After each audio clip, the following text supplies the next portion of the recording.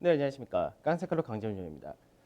전일 국내 증시는 시장에서 낮게 출발해서 반등 자체를 잘해서 마감이 되는 그런 모습을 보여줬었는데 장중에 미선물이 하락세가 좀 이어지는 그런 모습이 있다 하더라도 국내 자체적으로 개인 투자자분들을 중심으로 한 저가 매수 이 부분이 시장에서 강세를 보였다라고 보시면 될 것 같습니다. 그래서 어느 정도는 국내 증시가 미증시하고는 또 차별화되는 흐름을 다시금 보여줬다 이렇게도 보였었는데 오늘 미증시가 하락을 세게 했다. 이 부분을 오늘 어떻게 나타낼 거냐? 이게 중요할 것 같습니다. 자, 하나씩 보면서 가도록 하죠. 전일 국내 지수를 보게 되면 이제 0.6% 정도 상승한 2,345포인트로 마감이 되었다 되죠. 다만 이제 거래 대금은 상대적으로 작은 그런 모습을 보여줬다 됩니다. 그래서 거래 대금은 8조 7천억 정도가 거래 대금이 확 축소가 된 그런 모습을 보여줬다 되죠. 외인들 같은 경우는 소폭의 매수를 보인 반면 기관에서가 1,700억 정도 매도를 했다 되고 금융투자 중심의 프로그램이 1,600억 정도 출하가 되긴 했었지만 이 부분을 실질적으로 개인들이 대부분 소화하는 그런 모습을 보여줬다 됩니다. 선물 쪽에서는 외인들 매수가 역시 유입되는 흐름을 보여줬었다 되죠. 그래서 장중에는 외국인의 선물 매수가 확대되는 그런 흐름이 나타났었는데 실제로 베이시스는 개선되는 흐름을 보여주지는 못했다 됩니다. 그래서 전체적으로 누적 순매수는 6,600개가 가까이 다시금 확대가 되었다 되고 장중에는 이게 7,500개를 넘어가는 그런 흐름도 보여주긴 했었지만 실제로는 앞전에 7,500개라는 누적 순매수 규모 거기는 넘어가지 못했다 이렇게 보시면 되겠죠. 자, 그다음 코스닥인데 코스닥이 이제 단기 급락이 원체 크게 나타났었다. 이 부분에서 어제 같은 경우는 2.87%라는 급등으로 마감이 되었습니다. 그래서 800선을 다시금 회복한 그런 모습을 보여줬다 그런데 역시 거래 대금은 7조 7천억 정도로 상당히 많이 축소가 되었다. 이 부분은 동일하다가 되겠습니다. 그러니까 시장에서 단기적으로 많이 빠졌다 이런 부분이 생기다 보니까 저가 매수가 들어온 부분이 있었긴 했는데 아직까지 시장 자체에 대해서 관망 심리도 여전히 높다 이렇게 봐야 되겠죠. 외인과 기관 동반 매수를 보여줬었다 됩니다. 자, 해외 증시 가도록 하죠. 중국 같은 경우가 이제 오늘까지가 오중 전해가 진행이 되는데 어제 같은 경우는 중국 증시가 상승을 해서 마감이 되었다 됩니다.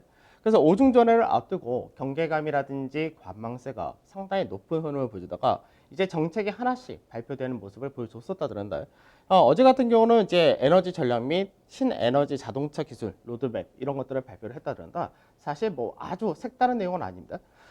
탄소 배출량을 줄이겠다라는 부분과 친환경 자동차에 대한 판매 비중을 높이겠다 이런 식으로 좀 나왔습니다. 이와 관련된 기술주라든지 뭐 소비주라든지 이런 것들이 강세를 띠면서 중국 증시는 상승으로 마감이 되는 모습을 보여줬다 됩니다. 외국인들이 약 23억 위안 정도 순매수했다가 되겠죠. 자, 그다음 미증시인데 사실 어저께까지가 미증시 자체가 조정이 나올 수 있는 그런 위치가 되긴 하는데 실제로는 2% 미만 정도 되지 않을까 그렇게 생각했는데 생각한 것보다는 약 1.5% 이상 더 빠지지 않았나 싶습니다. 우선은 이제 프랑스 같은 경우가 12월 1일부터 다시금 경제 봉쇄를 하겠다 이 부분이 있고요. 독일 같은 경우는 이제 식당에서 실내에서는 이제 먹지 못한다 이런 식으로 이제 11월 1일부터 시작을 한다가 됩니다. 그래서 우선은 유럽에서가 다시금 코로나 확산이 확대되었다라는 부분과 미국도 마찬가지인데 미국에서도 이제 실내 식당에서는 영업 금지를 하는 주가 몇 개 나타났다 됩니다. 그래서 예전 같은 전면 봉쇄가 미국에서 나타나거나 그런 건 아닌데 부분 봉쇄라든지 프랑스 같은 경우는 이 부분에서 전면 봉쇄가 나타났다. 이런 부분이 향후 경기에 대한 우려를 다시금 증폭시킬 수밖에 없다는데 여기다 이제 미 대선을 앞두고 트럼프 대통령이 다시금 불복할 수 있다라는 발언을 했었기 때문에 이런 부분들이 시장에서 하락을 크게 나타냈다 됩니다. 그래서 결국은 나중에 부양책을 대규모로 또다시 할 수밖에 없다. 이런 부분이 나타나긴 하겠 텐데 우선은 그 부분도 미 대선이 끝내야지 가능하다. 이렇게 되겠죠. 그래서 전체적으로 다 하락을 했다 됩니다. 그래서 특별하게 뭐 안전자산이 강세를 띄었다. 이런 게 없이 전체적으로 뭐 금이라든지 원자재, 그 다음에 항공해운, 원유 서비스라든지 자동차, 빅테크 전체가 다 하락하는 모습을 보여줬다 됩니다. 근데 실제로는 빅테크가 좀 더 하락하는 흐름을 보여줬었다 그런다. 빵이라고 우리가 주로 얘기를 했었는데 빵 관련된 기업들이 내년에 대한 실적 전망이 그렇게 높지가 못하다라는 부분이 하락을 좀 더 확대시켰다. 이렇게도 볼 수 있습니다. 변동성 지수가 상당히 많이 올라갔고 좀 이따 자세하게 하고 유가 역시도 5% 하락하면서 37불선 다시금 내려왔고요. MSCI 코리아인덱스 같은 경우는 1.5% 정도 하락을 했다 되니까 실제로 미증시 대비해서는 뭐 하락폭이 절반도 안 된다 이렇게 되긴 하는데 오늘 시장에서가 삼성전자 실적 발표가 워낙에 중요하기 때문에 오늘 시장도 역시 확인을 하는 과정이 좀 필요하긴 할 것 같습니다. 달러 인덱스는 이제 유로화 자체가 떨어지다 보니까 상대적으로 올랐다가 되겠죠. 그래서 93.5 정도 됐고 원달러 환율이 1135원. 그러니까 앞전에 원달러 환율이 1125원을 저점을 만들었다 그런다. 원달러 환율은 어느 정도 이제 저점을 만드는 것이 오히려 나쁘지 않다 됩니다. 자, 나스닥 지수부터 하나씩 보도록 하죠. 나스닥 지수가 앞전에 시장에서 빅테크를 중심으로 해서 한번 무너진 다음에 그 다음에 강세를 띄었을 때가 약 13거래일 동안 상승하면서 직전에 고가 라인 때 거기까지 올라왔고요. 그리고 나서 계속해서 흘러내리고 중간 조정 반등 나타내주면서 어저께까지가 역시 13거래일 조정을 받았다 됩니다. 그래서 나스닥 같은 경우는 그래도 추세 라인 때 지지를 받았다 정도가 되는데 안 좋게 전개된다면 박스권 하단 정도까지는 열어둘 수 있다 정도가 될 것 같습니다. 그러면 이제 미증시 같은 경우는 이제 상승일수와 조정일수를 마무리했다 이렇게 된 상태에서 반등을 할 수 있는 트리거가 뭐가 있느냐 이 부분이 중요한데 오늘 미국에서 발표되는 GDP 성장률 그 부분이 상당히 중요하다가 될 겁니다. 자, 그 다음에 S&P 지수 보도록 하죠. 그러니까 S&P 지수가 제가 이제 미증시 생각했던 것보다 좀 더 빠졌다라고 말씀드린 거 왜 그러냐면 S&P 지수 같은 경우는 현재 이 라인대 여기 정도는 지켜질 가능성이 높다라고 봤었는데 이 부분을 추가로 좀 더 빠졌다가 됩니다. 그래서 조정일수는 동일하게 맞춰진 상태에서 우선은 S&P 같은 경우는 중요 라인대 2350에서 2370, 3250에서 3270이 되겠죠. 이 라인대를 지켜주는 과정이 필요하다가 됩니다. 그래서 S&P 같은 경우는 이제 추세 라인대 상단에 나올 수 있는 3320포인트 전후 이 라인대를 회복하는 것이 우선 중요하다 정도 보시면 되겠죠. 자, 그 다음에 변동성 지수입니다. 변동성 지수 같은 경우가 앞전에 시장에서 25에서 30이라는 자리대에서 움직였기 때문에 그 라인대를 넘어가게 될 경우는 35 정도가 기본 마디다라고 말씀드렸는데 실제로는 40선까지 올라갔다가 됩니다. 그러면 이 40선 자리대가 실제 박스권의 고가와 저가 이 폭마디 전체를 반영하게 될 경우가 이 수치가 되는데 그래서 결과적으로 이제 변동성 지수 같은 경우는 직전에 고가 라인대를 넘어갔다 되죠. 그러면 여기서 추가적인 상승을 더 강하게 할 거냐 이 부분인데 실제로는 과하게 올라가기 때문에 다시금 35선 정도까지는 내려가는 과정이 나오지 않을까 이렇게 전망이 됩니다. 그래서 미증시 같은 경우는 어제까지는 당연히 조정이 나올 수밖에 없는 그런 날짜였다 하더라도 이제 오늘 미증시가 상당히 중요하다 이렇게 되겠습니다. 자, 그 다음에 MSCI 코리아 인덱스를 보도록 하죠. MSCI 코리아 인덱스 같은 경우는 고가 대비해서 약 3.3% 정도 빠졌다 되죠. 그러니까 이제 미증시라든지 이쪽에 비해서 MSCI 코리아 인덱스는 상대적인 강세가 그대로 이어진다 그런다. 이 배경은 지금 현재 유럽이라든지 미국이라든지 코로나가 다시금 확산된다라는 부분이지만 국내는 그런 부분에서 어느 정도 벗어나 있다라는 부분과 국내 자체적인 GDP 성장률이 예상보다 더 좋다는 거 그리고 실적 자체가 잘 나온다 이런 부분이 상대적인 강세가 나타난다 그런다. 마찬가지로 중요 자리대가 왔다 되겠죠. 그래서 이 라인대 역시 지켜지느냐 정도 보시면 되겠습니다. 자, 어제 시장 보도록 하죠. 어제 시장을 보면은 지수 자체는 이제 0.6% 정도 하락을 했다, 상승을 했다 되는데 대형 지수가 0.36%, 대형이 상대적으로 상승이 작았던 반면에 중소형과 코스닥이 상당히 강한 흐름을 보여줬다 됩니다. 그러니까 상대적으로 그동안 많이 빠졌던 낙폭가대에서 전반적인 반등이 나왔다 이렇게 볼 수 있는데 실제로는 삼성전자가 어제 1.5% 정도의 하락을 그대로 나타나다 보니까 삼성전자가 쉬는 반면에 그 외적인 쪽이 상당히 강한 흐름을 보여줬었다 됩니다. 그래서 증권이라든지 뭐 2차 전지를 비롯한 화학 그리고 건설, 서비스 이런 쪽 전반적인 강세를 보여줬었다 되고 반대로 삼성전자 중심한 IT와 그리고 삼성그룹주라고 해야 되겠죠. 삼성물산 같은 유통 쪽 그리고 통신 그리고 방어소비재 그리고 유틸리티 이런 쪽에서 좀 빠졌기 때문에 전체적으로 볼 때는 시장에서 방어주가 좀 약세를 띄었다 이렇게도 볼 수 있습니다. 그래서 오늘 시장에서는 삼성전자가 주주 환원 정책을 어떻게 발표하느냐 이 부분이 중요하기 때문에 삼성전자가 어제 상대적으로 시장 대비 약세된 부분을 오늘 얼마큼 지수를 받쳐줄 거냐 아니면 삼성전자가 주주 환원 정책에 대한 실망감이 더 떨어질 수 있을 것이냐 이게 오늘 가장 중요하다가 될 겁니다.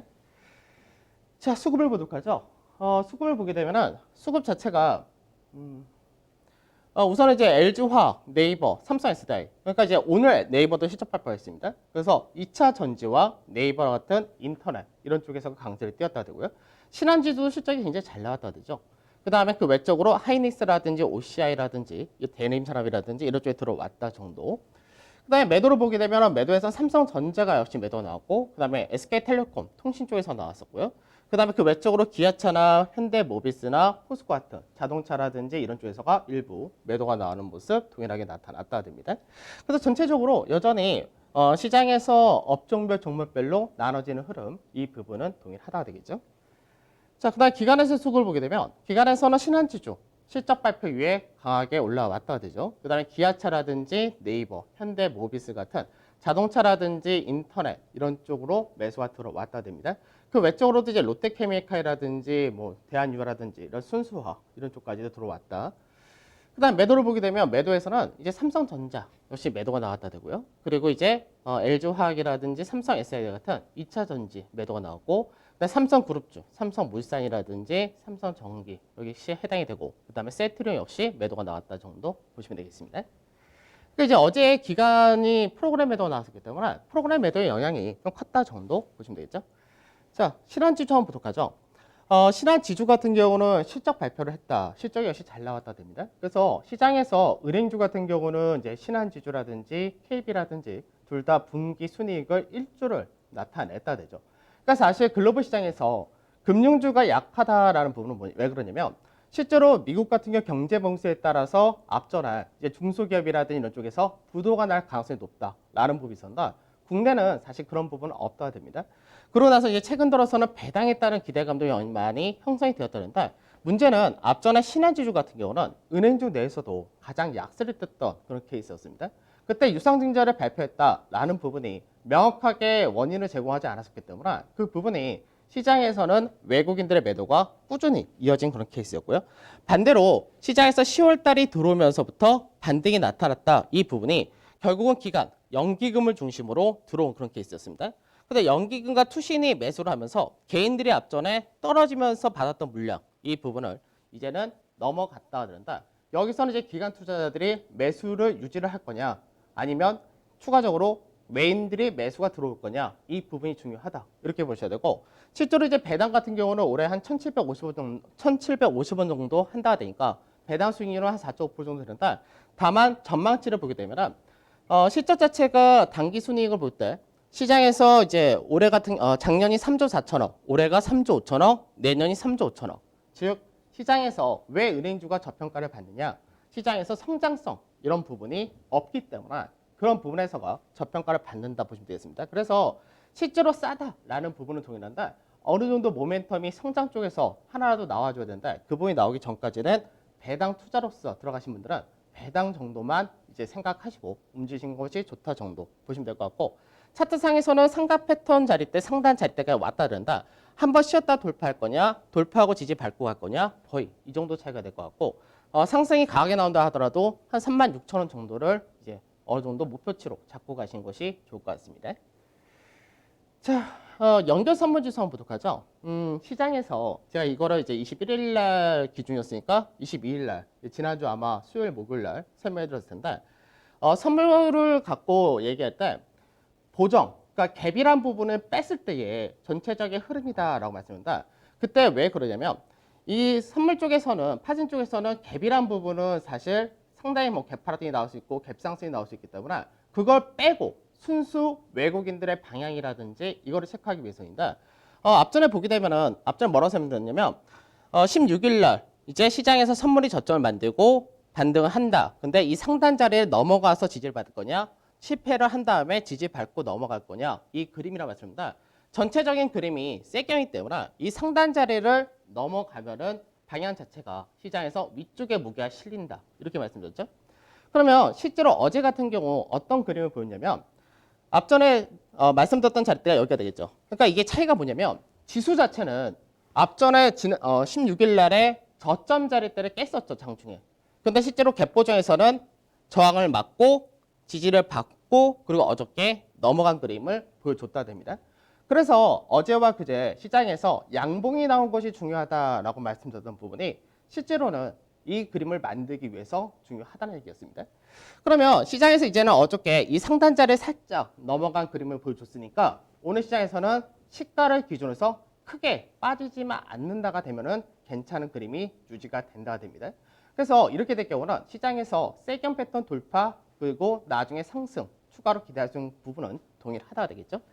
그 다음에 수급적인 부분에서 지난 9월 만기 이후로 외국인들 같은 경우는 선물과 현물에서 동반 매수가 여전히 이어지는 그런 그림을 만들어 간다라는 부분은 동일하다가 됩니다. 그래서 사실 어떻게 보면은 어제 미증시가 상당히 많이 빠졌는데 오늘 국내 증시가 상대적인 차별화를 확대를 시켜줄 수 있을 것이냐 이게 굉장히 중요하다가 되겠죠. 자, 종합주가지수 보도록 하죠. 그러니까 종합주가지수도 얼핏 보면은 지금 현재 미증시하고도 비슷하다 이렇게도 볼 수 있는데 저점 라인 때 이 구간대에서 지켜진 그림을 아직까지 유지를 해준다가 됩니다.